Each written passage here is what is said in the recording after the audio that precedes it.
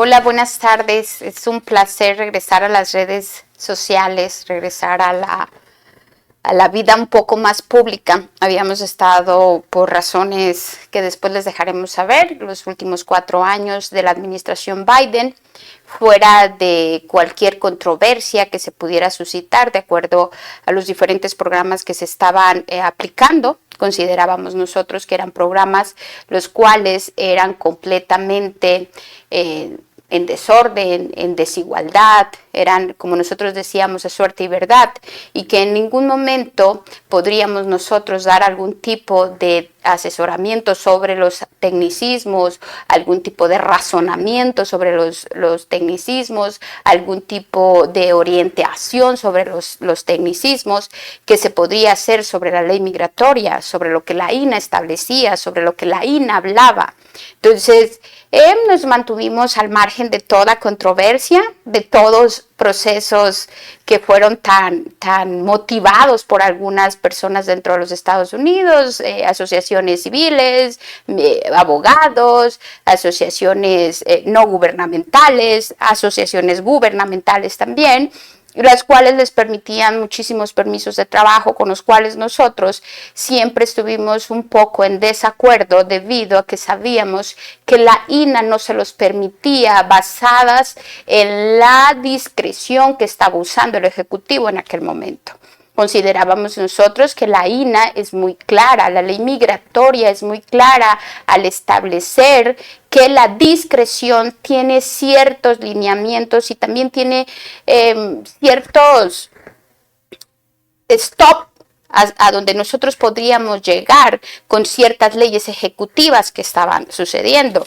Nosotros estuvimos muy activos en el gobierno pasado de Trump, que fue del 2017 al 2021. Ayudamos a muchísimos migrantes, consideramos que fue una etapa difícil, pero fue una etapa en la cual si hacías lo que decía la ley migratoria, si hacías en forma ordenada tu proceso, tú ingresabas. Yo considero que fue, sí, no me dejarán mentir muchísimo de los testimonios, fue una época donde más asilos se ganaron en las detenciones de Eloy, de Florence, de La Palma, donde más paradas de deportación se ganaron para aquellas personas que contaban con los requerimientos establecidos, donde más perdones 601 se otorgaron de forma inmediata, donde más I-131 basados en las razones humanitarias para los beneficiarios de acción diferida se otorgaron.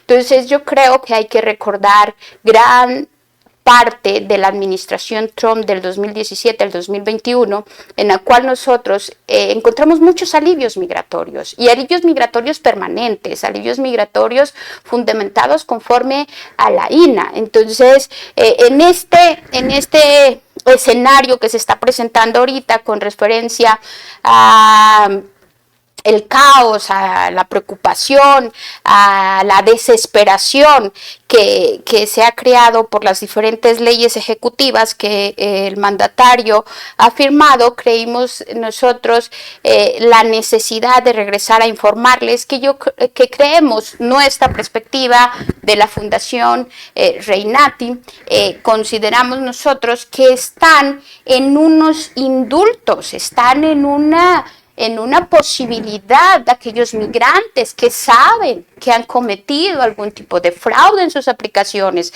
que han cometido algún tipo de no tecnicismo en sus asilos, de no tecnicismos en sus paradas de deportación, de no tecnicismos en la Convención contra la Tortura, tienen la disponibilidad y tienen la posibilidad, este gobierno tiene la disponibilidad y ustedes tienen la posibilidad de reencaminar sus procesos, y que todo lo que se está diciendo con referente a los peligros que genera estas leyes ejecutivas, consideramos nosotros que no están bien fundamentadas o no están bien documentadas debido al que ya fue el presidente, que él ya tuvo una administración pasada, que ya tuvimos luchas en las cortes migratorias, que ya tuvimos luchas en los ingresos con CBP, que ya tuvimos enfrentamientos con los oficiales de ICE con un mandatario que regresa nuevamente a la Casa Blanca. Esa es la gran ventaja que nosotros deberíamos tener como migrantes. También aclaramos que nosotros en esta información que les vamos a dar no es ningún tipo de asesoramiento, nada más es una ayuda para el tecnicismo que ustedes deberían tener, para el razonamiento que ustedes deberían de dar a todas las leyes ejecutivas y que podríamos darle un enfoque diferente al que se le está dando en los medios, ¿ok?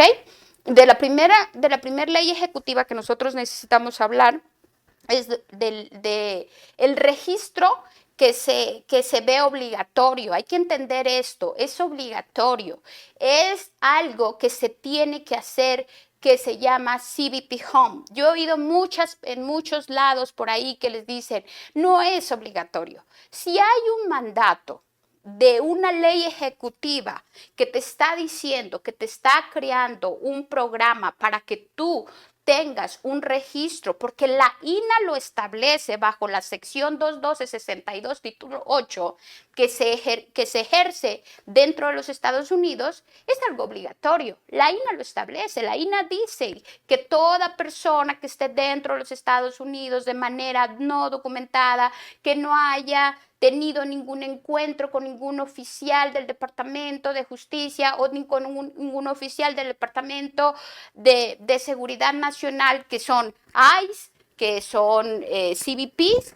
Entonces tú tienes que de pronto darle la información a los Estados Unidos de quién eres, dónde naciste, si tienes antecedentes penales en tu país, si pretendes quedarte dentro de los Estados Unidos para ser un migrante que quiere establecerse. Eso te da la oportunidad de que si no lo has hecho de manera anterior, hazlo. ¿Por qué? Porque ahora ya es un mandato, porque ahora ya se establece que esa sección de la INA es obligatoria para esta administración. Recordemos que este país es dirigido y es administrado por el señor Trump, que en vez de que lo descalifiquemos, pues tendríamos nosotros que adherirnos a lo que él está estableciendo para poner un orden en su país. Si nosotros lo vemos desde esa perspectiva, yo creo que buscaríamos una solución más que una preocupación, más que preocuparnos, ocuparnos en decir, a ver, ¿en qué me beneficia el CBP Home a mí? ¿En qué me beneficia esta plataforma? ¿Qué es lo que está pretendiendo él? Él está pretendiendo que yo me autodeporte, o él está pretendiendo llevar un control en el que yo le pueda decir que no soy una persona que ha cometido un delito dentro de los Estados Unidos, que soy una persona que tiene más de 2 años en los Estados Unidos y por los cuales yo podría tener la oportunidad de quedarme, que yo soy una persona que tiene hijos ciudadanos, que cuando yo ingresé al país no tenía hijos ciudadanos, ahora ya los tengo, que yo ingresé al país de forma no supervisada porque en aquel momento no conocía las leyes de los Estados Unidos, porque no entendía que era una felonía, porque no entendía que a mí se me iba a poder acusar de un crimen federal si yo traspasaba la frontera de los Estados Unidos. Entonces, si ustedes asumen esa responsabilidad, la asumimos, la analizamos y vemos si tenemos un caso viable para quedarnos dentro de los Estados Unidos, pues hagamos lo que nos está diciendo él. Tengamos la oportunidad de tener, en el última de las posibilidades, y sé que no voy a ser muy recibida con esta opinión, de tener un proceso hasta de abandonar el país de forma ordenada, como lo hemos hecho muchos. Una servidora así lo hizo, tuvo que salir del país por una determinación que se tomaron en las cortes, que después les vamos a dejar saber, y cuáles son los pasos que estamos llevando. Entonces tú puedes tener una salida ordenada para tú luchar en tu caso desde fuera, para que no te lleguen esos castigos permanentes que él puede implementar de acuerdo a la discreción y a la interpretación de la ley migratoria. Entonces, vean la posibilidad de que ese registro juegue a favor de ustedes, que juegue en beneficio de su caso migratorio, que juegue en beneficio de su situación en este momento, preparando documentación para una parada de deportación. Nosotros nunca habíamos promocionado o nunca habíamos hablado de la parada de deportación porque te ponía en la mira de los oficiales de ICE, te ponía ante una corte migratoria. En algunos momentos y algunos abogados estratégicamente le decían que era la ley de los 10 años, no es realmente la ley de los 10 años, es una parada de deportación que te va a poner ante un juez migratorio, el cual va a examinar si tú tienes las probabilidades de quedarte en el país. Es un amparo, un alivio que te ofrece los Estados Unidos para que tú vayas y expliques tu caso. El cargo de las pruebas la tienes tú, tienes que documentar todo, tienes que decir en qué momento llegaste, cómo llegaste, cuántos hijos tienes, si tus hijos van a sufrir un daño extremo o un daño no tan extremo, pero sí un daño razonado. Recuerden que realmente los daños extremos están determinados por muchísimas discreciones, muchísimos razonamientos. Hay que presentarlos, hay que documentarlos. Posiblemente tu hijo tenga la crisis depresiva más fuerte de su existencia si tú eres deportado. Ese es un daño. Eso es un daño el cual va a sufrir un ciudadano norteamericano. Recuerden que ese daño es desde lo que nace hasta que cumple 26 años. Imagínense la generosidad que tiene el parámetro de edad en esa parada de deportación. Si tú no cometiste una felonía, si tú no cometiste un delito mayor al año un día, tú tienes la oportunidad de hacer una parada de deportación. Tu caso no es deportable, pero tienes que decírselo. Tienes que tener tu documentación que te acredite que en tu país no fuiste un delincuente, no fuiste un pandillero, no fuiste una persona que huyó del país hacia los Estados Unidos para seguir con una vida de un delincuente, ¿no? O sea, eso no lo va a saber el Departamento de Estado si tú no se lo haces ver. Por eso es la decisión de este gobierno de decir, vengan, regístrense, voy a aplicar la ley de la INA, sección 1262, capítulo 8, búsquenla en la INA de verdad que ampara y respalda esta decisión de esta administración. Entonces, veámoslo como algo que puede jugar a favor nuestra, no lo veamos como algo que ya, me voy a autodeportar. No, veámoslo si en algún momento tú estuviste dispuesto de ponerte ante una corte migratoria para cometer un delito y que ese delito hiciera la posibilidad de ir arrestado con el oficial del ICE y el oficial del ICE no determinara deportarte y de pronto tú tenías un permiso de trabajo. Eso es una parada de deportación. Ahora te están diciendo, hazlo de forma más ordenada, más yo la voy a analizar y podemos darte esa posibilidad. Nos está dando posibilidades porque está diciendo que aquellas personas que tengan más de 24 meses no van a ser deportados expeditamente y van a tener la posibilidad de pelear su caso en una corte migratoria. Prepárate, no lo veas como algo negativo, veámoslo como un alivio administrativo para tú tener la posibilidad de defender tu caso. La segunda ley ejecutiva que nosotros estamos viendo y que creo que puede jugar un punto a favor de nosotros es el registro ante UCIS, ¿ok?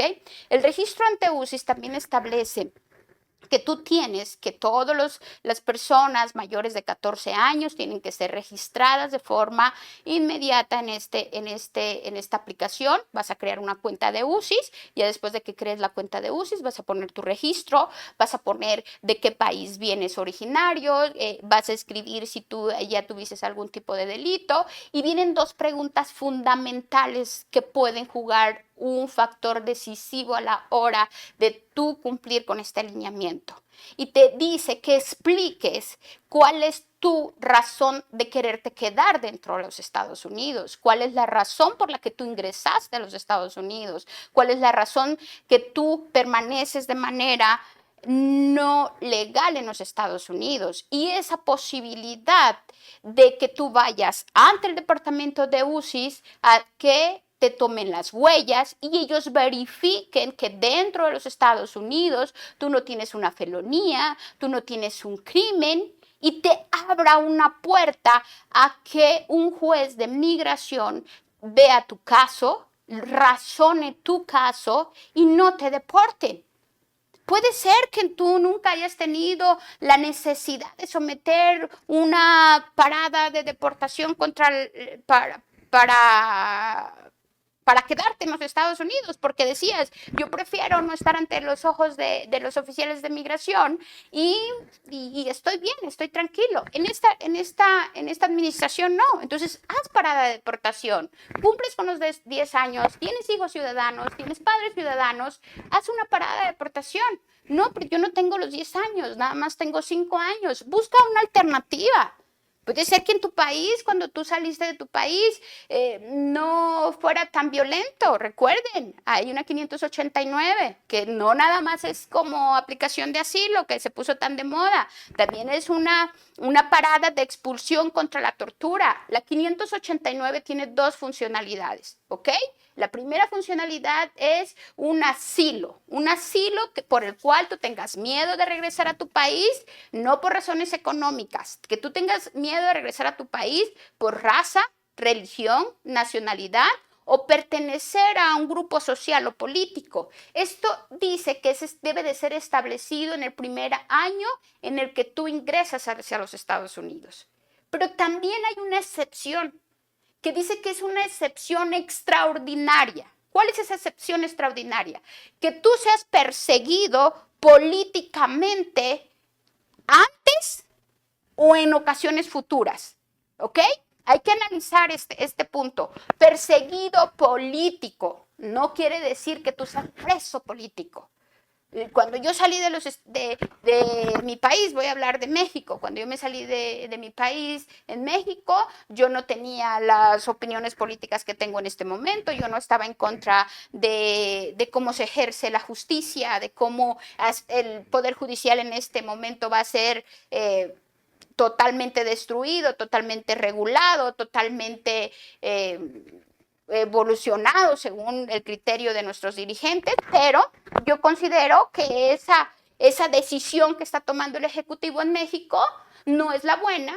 Yo lo expreso, yo voy a ir con más razonamiento porque ya estuve en un país libre, porque ya estuve en un país de leyes, porque ya estuve en un país democrático con hasta las raíces, en la cual yo tenía toda la libertad de expresarme y no ser perseguido, porque aquí en México tú eres perseguido por cualquier ministerio público, aquí te abren carpetas de investigación a diestra y siniestra, aquí tú no puedes ir a decir yo estoy en contra de que se hagan votaciones porque de verdad te persiguen políticamente. Nosotros no estamos diciendo que tú eres un detenido político, pero sí somos perseguidos políticamente. Una servidora ha tenido muchísimos casos de carpetas de investigación en las cortes. Acabo de librar un caso federal en el cual me querían dar 14 años de prisión por defender a unos migrantes. Me tuve que ir a un juicio en el cual ese juicio oral me desgastó emocionalmente, físicamente, económicamente. Y yo digo, Dios mío, entonces yo no puedo defender a nadie, yo no puedo usar mi asociación para ayudar a un migrante, yo no puedo decir que estoy en contra de que el Poder Judicial no emita los amparos para los migrantes, que emita algún tipo de protección, porque inmediatamente voy a ser perseguida por grupos de interés nacional que quieren crear ciertas células de corrupción y aunque no me detengan, si me persiguen políticamente. Puede ser tu caso. Puede ser que nada más por la opinión que tú tengas vas a ser perseguido a futuro.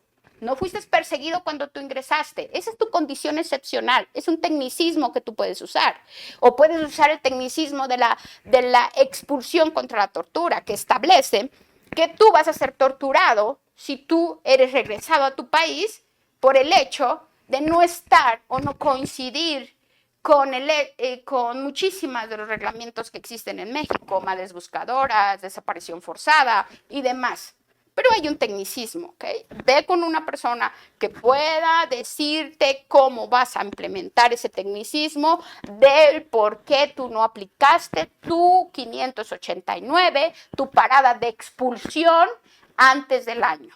¿Va a haber una posibilidad? Claro que la va a haber. En esta administración nosotros estamos seguros que van a tener la misma capacidad de evaluar caso por caso como lo hicieron del 2017 al 2021, que nosotros en lo personal ganamos muchas paradas de expulsión por la tortura, aún presentándolas después del año, un día de permanecer dentro de los Estados Unidos. Entonces, el registro de UCIs nosotros consideramos que es un alivio para aquellas personas que no han tenido una posibilidad. Analiza tu caso. Cada caso es único. Cada caso tiene que ser específicamente analizado de acuerdo a las leyes, a las órdenes ejecutivas de esta administración, con un parámetro que te pueda jugar favorablemente, no en contra tuya. La segunda es la cancelación de paroles humanitarios, que yo creo que es una de las órdenes ejecutivas que más se han estado hablando últimamente, que más en controversia han estado y que precisamente ayer motivó el hecho de hacer esta cápsula, porque yo creo que no nos estamos dando cuenta que la decisión de esta jueza no puede ser totalmente favorable para los migrantes, ¿ok? Yo creo que es una decisión más política, es una decisión más de controversia, me van a acribillar y me van a decir hasta lo que no por esta opinión, es mi humilde opinión. Es mi opinión de una persona que está fuera de los Estados Unidos luchando por un caso migratorio. Es la opinión de una persona que ha ayudado a muchísimos migrantes ingresar a los Estados Unidos de forma ordenada, que tiene una asociación la cual ha ayudado a que la cruz y el caminar y el vía crucis de cruzar por los diferentes países antes de llegar a Estados Unidos, hagan realmente un caso de paroles humanitarios, los cuales en este momento están detenidos. Si alguien realmente tiene una necesidad humanitaria en algún país fuera de los Estados Unidos, no la va a poder procesar debido a los fraudes que se cometieron de la administración pasada que otorgó paroles tan sensibles como lo eran los 212D5, que eran tan escudriñados, pero si el caso lo ameritaba, podíamos ingresar a las personas a los Estados Unidos, podían tener un caso dentro de los Estados Unidos y tener la protección de la nación más segura del mundo. Ese proceso que era tan delicado fue hecho de manera indiscriminada, fue hecho de manera desordenada. Ingresaban personas que no tenían ni siquiera un sufrimiento humanitario. Tenían un sufrimiento económico que todas las personas los tenemos. Nadie está juzgando a nadie. Yo no soy quien para decir que quién sí lo merecía, quién no lo merecía. Nada más estoy diciendo que era un proceso humanitario, no económico. No la necesidad de emigrar a un país para tú trabajar. Era un proceso humanitario que te daba la oportunidad de ingresar a protegerte dentro de los Estados Unidos y quedarte en ese país. Fueron muchísimos los fraudes cometidos por los paroles, ¿ok? Esos paroles humanitarios que si tú sabes que no cometiste fraude, si tú sabes que es un parol humanitario, si tú sabías que ese parol te permitía la posibilidad de estar cierto tiempo, al día siguiente que tú ingresaste a los Estados Unidos, debiste de haber sometido ese asilo, ¿ok? Debiste de haber sometido esa parada de expulsión contra la tortura. Debiste de haberlo hecho. Y yo considero que si tú sabías desde noviembre 4, que el señor Trump iba a ganar, pues noviembre, diciembre, enero, febrero, marzo, 4 de abril, ya van 180 días que iba caminando tu reloj para que de pronto tú pudieras tener la posibilidad de un permiso de trabajo C8. Se está diciendo mucho de las cancelaciones de los permisos de trabajo C11. Recordemos que esa clasificación fue una clasificación que el señor Biden, el presidente de los Estados Unidos o el expresidente de los Estados Unidos, creó. Es una sección que no está en AINA, es una sección que fue extraordinariamente abusada. Habían personas que ingresaban, y yo tengo muchísimos clientes que ingresaron, que al día siguiente les hicimos su proceso de C11, pero no abuses de ese proceso. Inmediatamente somete el siguiente paso que tenías que hacer, quédate con la bendición de esa administración bajo un permiso de trabajo de C11 e inmediatamente haz una aplicación que te permita un permiso de trabajo bajo otra sección. Entonces, si tú hiciste lo que te tocó hacer, que es hacer una aplicación de asilo, tú a los 181 días podrías tener un permiso de trabajo. Eso sí, llegaban y nos decían, oiga, es que mi asilo es y nos daban una historia. Y yo te voy a leer la historia, yo voy a ayudarte en un determinado momento a ponerla en la aplicación, pero tienes que documentarla, tienes que argumentarla. La carga de la prueba es tuya, es para ti, es tu responsabilidad. Entonces, haz una carga de prueba, no hagas un asilo nada más de que lo escribiste y lo mandaste. Y créanme, muchísimas personas mandaron ese tipo de asilos y les llegó un permiso de trabajo C8. Entonces, yo creo que esa determinación es más complicada si tú sigues siendo negligente a la hora de no hacer otra sección, ¿ok? Entonces, los paroles humanitarios creo que deberíamos de examinarlo uno por uno. Si tú es tu condición quedarte bajo esa sección, hazlo, y si no, actúa rapidísimo y vete a otra sección que te permita el permiso de trabajo y no te confíes, ¿ok? Es una decisión política más que de discreción, y pronto la va a apelar el gobierno. Cancelación del programa CBP One, la misma condición del parol. Tú ingresaste, fuiste admitido para tú poder tener un proceso de asilo. El último ingreso de los CBP One fue el 20 de enero a las 11 de la mañana. En esta frontera se canceló.